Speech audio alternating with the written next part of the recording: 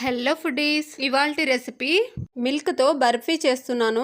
ఒక గిన్నె తీసుకొని అందులోకి 1 కప్ బియ్యపిండి, 1 కప్ కార్న్ఫ్లవర్ వేసి అదే కప్పుతో 6 కప్పుల పాలను పోసుకొని 2 కప్పుల షుగర్ వేసి షుగర్ మొత్తం కరిగేంత వరకు కలిపి కడాయిలోకి వడపోసుకొని కడాయిని స్టవ్ మీద పెట్టి సిమ్లో ఉంచి ఇలా తిప్పుతూ ఉండంగానే అది ఇలా దగ్గరగా వస్తుంది.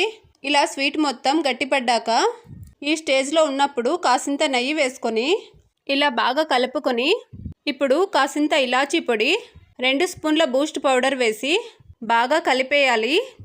ఇలా బాగా కలుపుకున్న తర్వాత బూస్ట్ ఆప్షనల్ మాత్రమే, మీకు నచ్చకపోతే స్కిప్ చేయొచ్చు. ఇలా పూర్తిగా కలుపుకున్న తర్వాత ఇలా స్వీట్ మొత్తం ప్యాన్కి అంటుకోకుండా సపరేట్ అయ్యాక ఒక ప్లేట్కి నెయ్యి రాసుకొని అందులో వేసి చల్లారినాక ఇంకొక ప్లేట్ పెట్టి ఇలా ట్యాప్ చేస్తే స్వీట్ నీట్గా వచ్చేస్తుంది. నైఫ్తో కట్ చేసుకోవడం